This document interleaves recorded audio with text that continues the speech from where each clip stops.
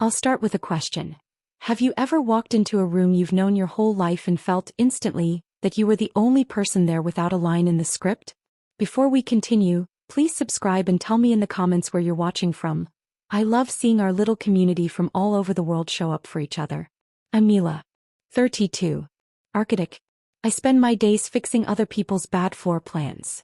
Removing bottlenecks, redirecting flow, making a space honest about what it is. I'm good at it. I have to be. Because in my family nothing was ever designed for me to move through it easily. Tuesday night. No birthday, no anniversary, no holiday. And yet the dining room looks staged. Crystal glasses that live in a cabinet 11 months a year, ironed linen, candles that smell like oranges and something too sweet. My mother is in a silk blouse I've only seen at weddings. My father, who wears a watch like a second wedding ring, has polished it until the face throws shards of light onto the tablecloth. There she is. Mum sings too bright like she's adjusting a dimmer all the way up. We started without you, darling. Started without me. They know that phrase still scratches something raw just under my ribs. I take the chair between my parents and my brother and feel the room tilt in the smallest way.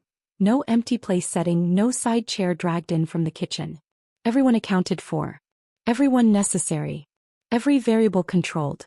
Derek doesn't look up from his phone until Mum touches his sleeve. He grins, the kind that shows molars, a smile with history. Hey Millie. Big week at the. His eyes slide right off the name of my firm. They always do. Oberlander and Schult. I supply because I can't stand the dangling.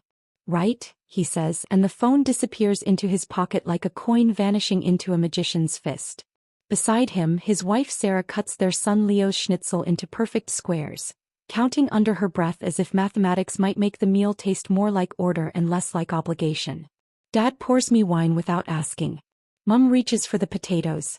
The choreography is flawless. Someone's been rehearsing. It's nice, Mum says, smoothing the tablecloth's non-existent wrinkles, to be all together.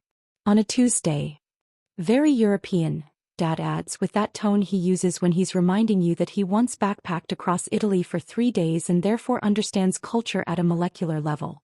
I smile, the polite one I keep for clients who ask if a staircase can be both floating and childproof. What's the occasion? Do we need one? Mum's laugh is bells and glass. She puts a second helping of potatoes on Derek's plate without asking and then offers me more with the hardness of a dare in her eyes. You're too thin, Mila. I'm fine. I pass the bowl to Sarah, who smiles like a woman trained to smile through anything. The first strange thing is the good silver. The second is the way Dad's watch keeps catching my eye, a metronome for someone else's timing. The third is the folder on the sideboard. It's the kind of folder that lives in offices, not dining rooms. Cream cardstock, brass fastener, tidy and meant to be photographed. Leo, did you show Aunt Mila your drawing? Mum prompts, and the boy dutifully slides a piece of paper across to me.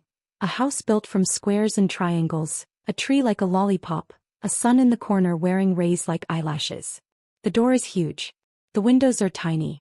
It needs a porch, I say so gently I surprise myself. Somewhere to take your shoes off and decide if you really want to go inside. Leo nods solemnly, like I've told him a secret about the world and not about ourselves. Cutlery chimes against china. Conversation drips in measured teaspoons. I tell them about a competition our office just won. Social housing that doesn't look like an apology. Derek tells a story about a guy at work who challenged him to arm wrestle. Mum laughs like his punchline is champagne.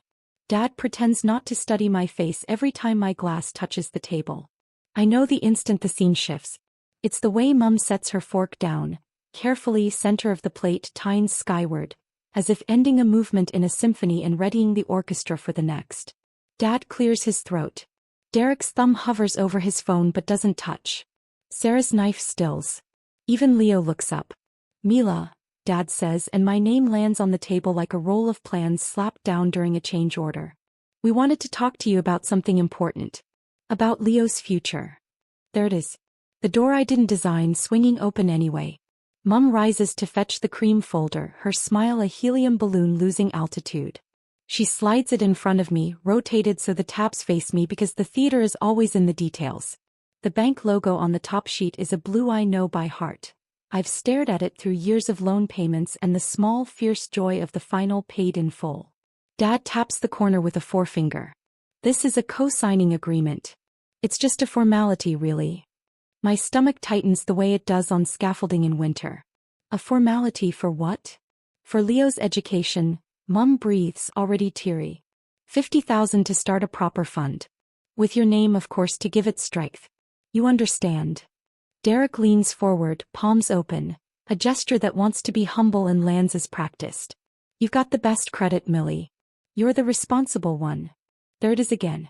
Designed into the floor plan from day one. Derek as the feature staircase. Me as the load-bearing wall. I don't touch the papers. I don't have to. My name is visible in the gray ghost text set into the cosigner field, spelled correctly because they've had the luxury of time to copy it from somewhere official. The interest rate is circled. The meeting time at the branch is highlighted. Thursday, 10 o'clock. 2 days from now? I say, and the smile I produce feels like drawing a straight line with a hand that's just been burned. It's only the appointment, Dad assures. We'll sort the details there. You've already sorted the details, I say too calmly. You just need me to perform the inevitable. Mila, Mum tries, reaching for my wrist like she can steer me by pulse. Family helps family. I think of every time I heard that sentence with a period where the question mark should have been. Family helps family, so we upgraded Derek's car. Family helps family, so you can take a smaller room. Family helps family, so your scholarship celebration can be a cupcake at the kitchen counter while we ice a cake with your brother's name in blue. I look at Leo. He's building a wall with peas, tiny green domes arranged in a line that keeps falling down. He's 8. He loves trains and drawing and the way dogs look like they're laughing when they run. He doesn't know that he's the softest lever in the room. I need time, I say. To read this. To think. Derek's jaw moves, a tic he never learned to hide. The banker knows we'll be there. It's already in the system. Of course it is, I say, and then because I can feel heat rising up my throat, I pick up my glass and let the cold ring leave a perfect circle on Mum's immaculate linen. In the bathroom, the mirror throws my face back at me in fragments. Eye, cheekbone, mouth. I lock the door with the same motion I used to use as a teenager when Derek's friends would barrel down the hall without knocking. The tiles are too white. The air tastes like citrus and performance. Breathe, I tell myself, because no one else will tell me anything I need to hear tonight. On the shelf above the towels sits a picture frame with a photo I took. My grandmother in a polka dot dress at the beach, holding her shoes by the straps, hair whipped sideways by wind she refused to control. She raised my mother, who raised us, and sometimes I think the strength in our family was diluted with each generation like dye in a bucket until what remained was only the color of duty. Your life belongs to you first, Gran used to tell me, her voice pitched just for me in kitchens where no one listened to my kind of quiet. I unlock the door. The hallway feels narrow, the way corridors do when egress is blocked. In the dining room, it's all held breath and flatware waiting. Dad has his pen out. Derek has his version of pity ready. Mum has a napkin in her hand, wrung like a tiny, elegant flag of surrender. I sit. I place both hands on the table. The way you do when you want everyone to see you're not hiding a weapon, even when the weapon you're hiding is finally a word. No, I say. Mum blinks like she's been flashed. No, you need more time? No, I repeat. As in, I will not be co-signing this. I will not be putting my name on something that is not mine to carry. Derek's smile cracks. Wow. You're serious. I am. Mila, Dad says with the voice he saves for men who park too close to our driveway, this is beyond disappointing. Disappointing, I echo, because the word is an old bruise. Like when I asked you to co-sign my first lease and you said it would be good for me to do it alone. Like that kind of disappointing. That was different. Mum snaps, a flash of steel that always used to send me scrambling to make her small storms pass more quickly. Because it was me, I say, and then I stand, because the only way to see the room clearly is sometimes to change your elevation. Derek pushes his chair back with a sound that scrapes. You're making a scene. Am I? I look around. Candles, polished cutlery, a folder that tried to be polite about its ugliness. This feels like a scene that was made before I arrived. Silence holds for a count of 8, long enough for the candles to pop. Sarah clears her throat and folds her napkin into a rectangle, the way people do when they want to disappear into a smaller shape. Mum whispers, "What will people think?" That I finally learned how to say a complete sentence. I say, Without a question mark. I take my coat from the back of the chair. Someone, Mom, has hung it there for me, a gesture that looks like care until you notice how neatly it points toward the place she expects me to sit. Mila, Dad says, and the word has the weight of blueprints dropping. If you walk out now, don't expect us to be here when you come to your senses. I pause at the doorway. You'll be here, I say, and I don't recognize my voice. It sounds like someone who has already moved a wall in her head. Because you built this house to never change. Outside the air is cold and honest. I stand on the step and listen to the quiet that lives between streetlights. My hands are shaking not with fear but with the aftershock of shifting a load that's been carried too long. Across the street, someone has left a balcony light on, a rectangle of warm glowing against the night. I trace the edges of it with my eyes the way I trace outlines of buildings when I can't sleep. Where the stress lines are, where the escape routes live, where a person could step and not fall. My phone vibrates. 3 messages, all from Derek. Don't be dramatic. We'll talk tomorrow. Mom is crying. Is that what you wanted? Thursday, 10 a.m. Be there. I put the phone in my pocket and walk toward the tram stop. The wind lifts the ends of my hair and the city opens in front of me like a map I haven't yet unfolded. I decide, there on the pavement with the taste of orange candles still in my mouth, that I am going to redraw everything. When the tram arrives, the doors hiss and I step on without looking back. I hold the pole and watch my reflection in the dark glass. A woman with steady eyes, a woman whose no finally landed in the room and didn't apologize for the sound it made. 2 stops later, I get off near my flat and climb the stairs on legs that feel both rubber and steel. In my kitchen, I lay a blank sheet of tracing paper over a blueprint I've lived in too long. Lines soften then vanish. New lines appear where walls once were. By the time I switch off the lamp, one decision is anchored. On Thursday at 10, I won't be at a bank table signing my name under someone else's future. And I won't be in this city either. Have you ever opened an old box you carried through every move, every cramped apartment, every borrowed storage unit, only to realize you've been hauling around proof of your own erasure? That night, after the dinner table ambush, I couldn't sleep. The candles, the folder, Derek's smirk. They looped through my mind like a film stuck in a projector. At 3 in the morning, I padded barefoot across my apartment floor to the closet where I kept the boxes I never fully unpacked. The cardboard flaps bent back with the sound of tearing paper. Inside, layers of a life lived on the margins. I lifted out the little book first. Pink cover, fake leather, a heart-shaped lock long since snapped off. I'd written inside with cramped letters, as though making myself small even on the page. May 22nd. Derek got a new bike today. Mine's still too small but Dad says make do. July 15th. One science fair. Mom said, that's nice, while cooking Derek's favorite pasta. August 30th. Derek sprained his ankle. Whole family at hospital. I stayed home alone. No one noticed. Each entry was a window into the architecture of favoritism. The design was clear. Derek in the spotlight, Mila in the shadows, expected to clap quietly. By the time I reached the final page where I'd scrawled, "One day I'll leave and they won't notice until they need me," my hands were trembling. Beneath the diary lay a stack of documents, loan agreements from my university years. Each signature line told the same story, my name alone. No cosigner. No parental safety net.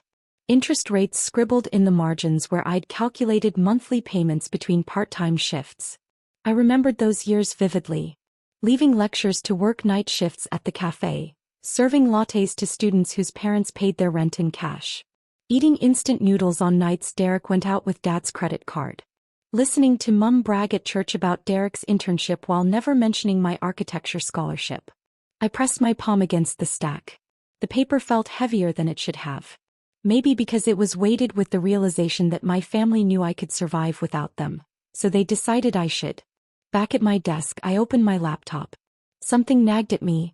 How had they known the exact amount of my bonus? I logged into the company portal. Sure enough, the access log showed a login from an IP I didn't recognize, hours before the dinner invitation had arrived. Not me. Not my office. Someone had snooped. I scrolled my messages with Derek. Weeks back, buried in the muted family chat, I saw it. Derek, she just got her bonus. Mum confirmed amount. Dinner strategy still on for Tuesday? Dad, confirmed. Your mother's making her roast chicken. Derek. Perfect. She won't see it coming. My chest tightened as if the words themselves were hands around my ribs. They hadn't simply invited me to dinner. They'd conspired. They'd shared my financial details like a football playbook. My life reduced to a strategy scribbled between roast chicken and peas. The next morning my phone buzzed before my alarm. Derek. I let it go to voicemail. Stop being difficult, his voice snapped. Mom's crying. Dad's furious. Just sign the papers and we'll move on. By lunchtime, Mom had called my office, disguising her demand as concern. Mila's having a hard time, she told HR. I found out only because Clara, my mentor, intercepted the call. They're using the workplace now? Clara raised an eyebrow when she told me. Classic pressure tactic. Don't let them bulldoze you. Her words landed like scaffolding in my chest, giving structure to the hollow space where my family's support should have been. That evening, exhausted, I sat on the edge of my bed and remembered my grandmother.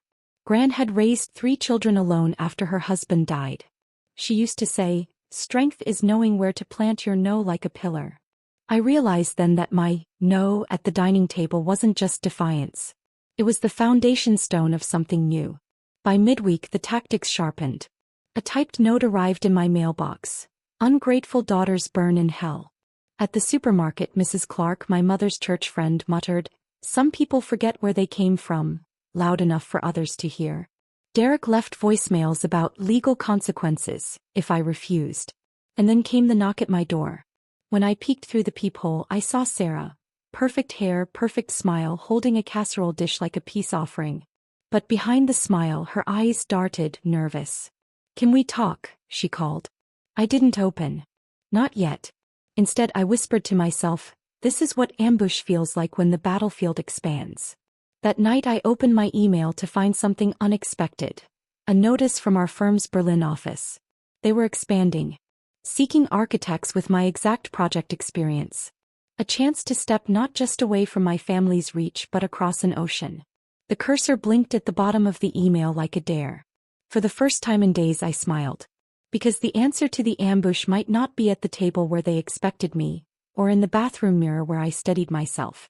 It might be on a one-way flight somewhere they'd never thought I'd go. I shut the laptop, my heart steadying. Thursday 10 a.m. they would be at the bank waiting for me. But my future, my signature, my freedom, those would not be waiting there. Have you ever felt like your own life was a house under construction? Every beam you placed carefully, every wall measured, and then watched people you loved turn it into a siege tower against you? That's what this week felt like. The morning after the casserole at the door episode, my phone started buzzing before sunrise. Derek's name lit up the screen again and again. At first I ignored him. But on the 4th call my frustration snapped and I answered. Stop being difficult, Mila. He barked before I could say hello. I'm not being difficult. I'm saying no. Mom's been crying all morning. And you think that's my fault? I laughed bitterly. She's crying because her plan failed. Family helps family. That's what Gran would have wanted. I clenched my jaw. Don't you dare use Gran to manipulate me. She taught me to stand on my own feet, something you never learned. He hung up on me. A minute later 3 new texts landed. Thursday 10 a.m. Don't embarrass us. Think of Leo.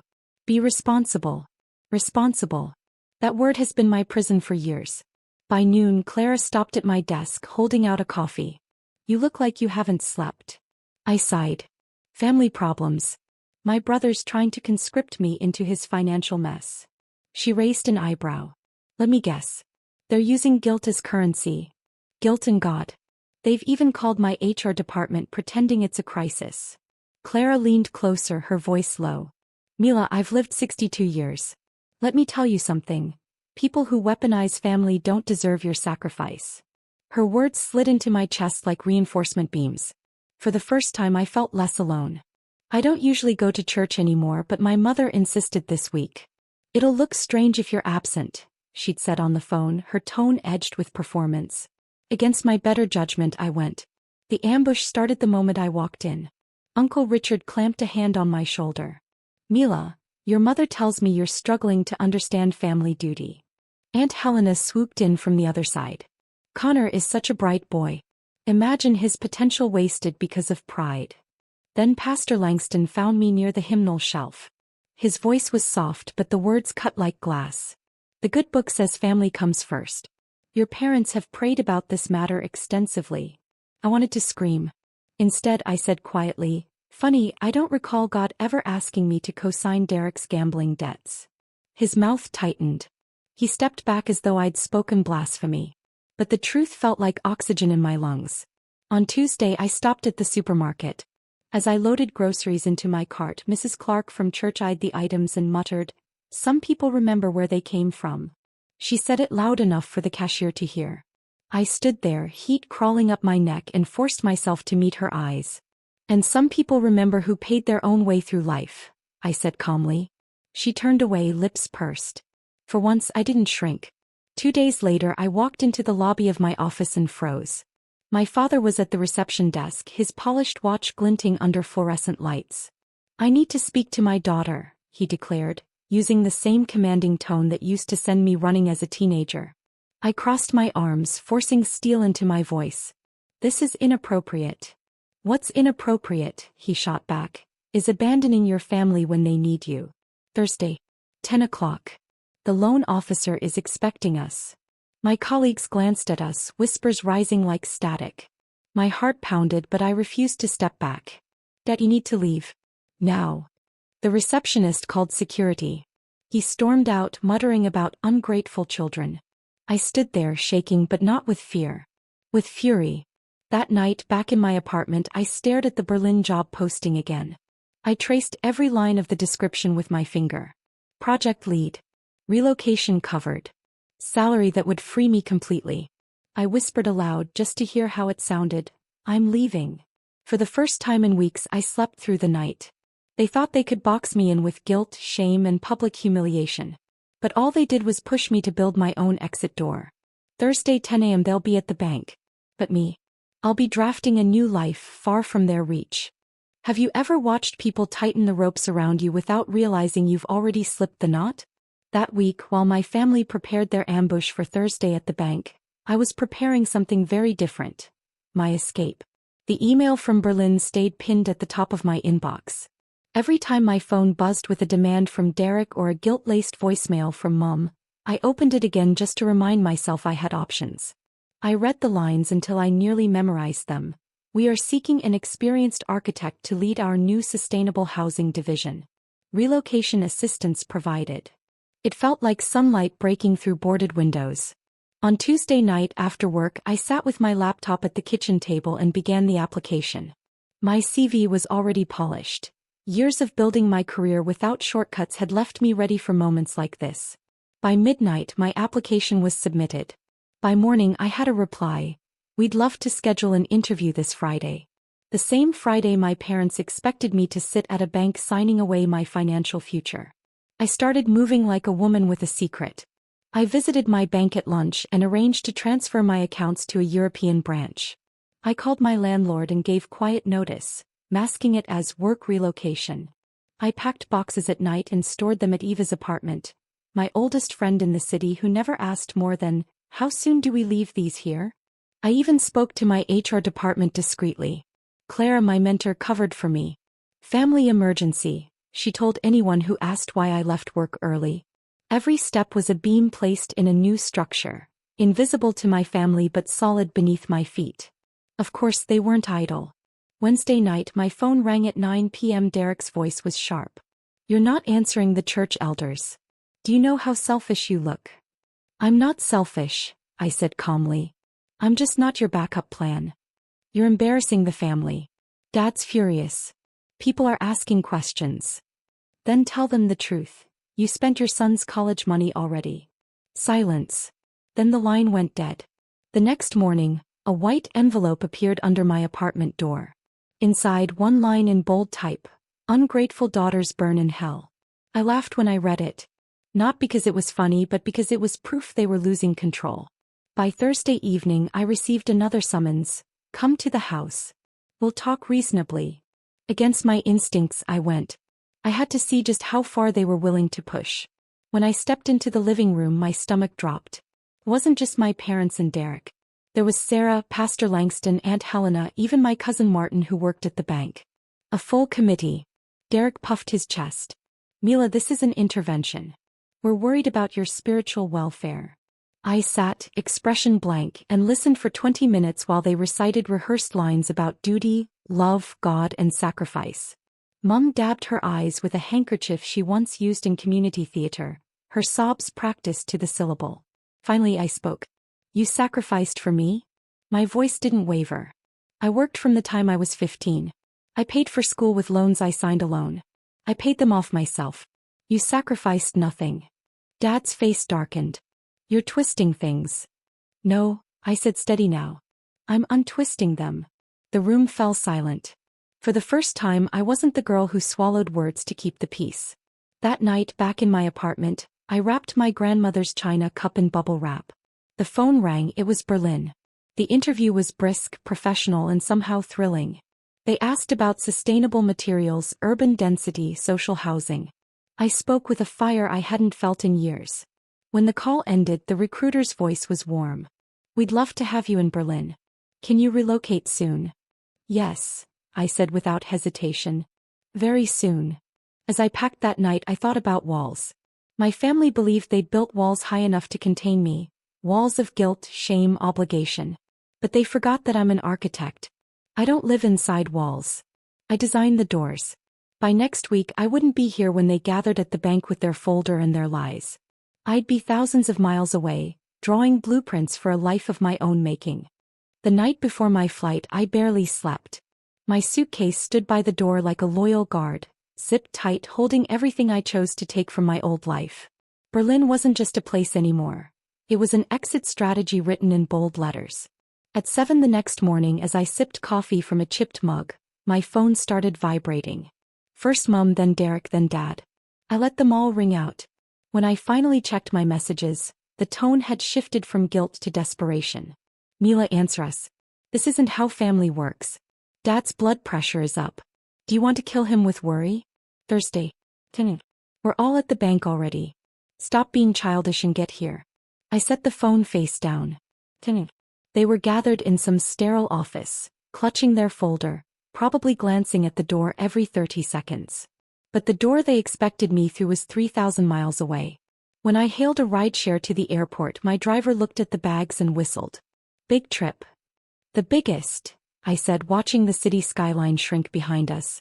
Inside the terminal, the announcements boomed in German and English. My chest tightened, not with fear but with a strange lightness. For once, every decision was mine. I checked in, dropped my bag, and headed for security. That's when my phone buzzed again. This time it was a voicemail. I almost ignored it, but something made me listen. Mum's voice cracked with false tears. Mila, your father collapsed at the bank. We're at the hospital. Please, please come. For a moment my breath caught. Collapsed? Hospital? I dialed the number they left. The nurse on the other end sounded confused.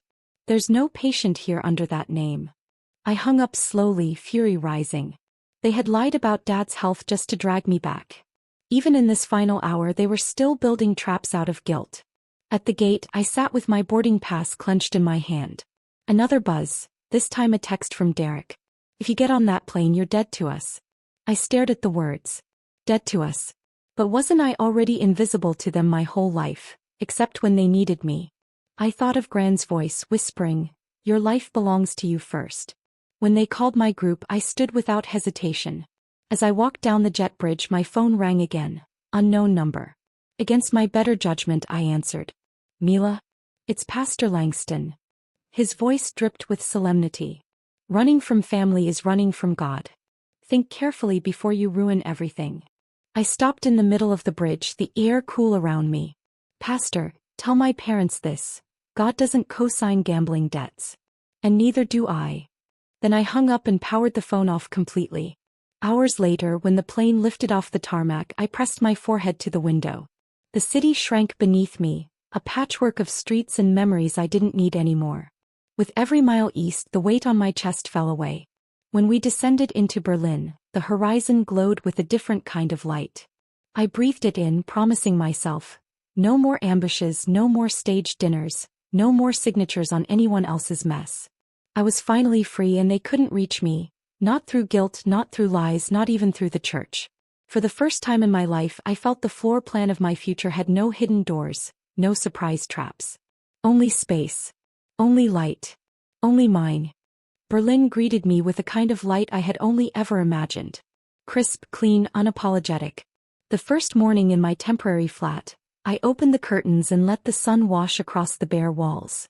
No family photos, no suffocating expectations, just blank space waiting for me to design a life. I started work within days. The office was buzzing with energy, a mix of languages and ideas flowing together. My new colleagues welcomed me without prying questions, without the constant weighing of how much I owed anyone. At lunch they asked about my projects, not my family. For the first time I felt seen for what I had built, not what I refused to carry. Of course, the silence from home didn't last long. When I finally powered my phone back on after a week, the screen filled with missed calls and messages.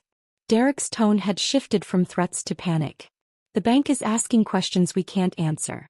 Dad says you humiliated us in front of the elders. Mom hasn't left her bed since you betrayed us. I read them all, then deleted them.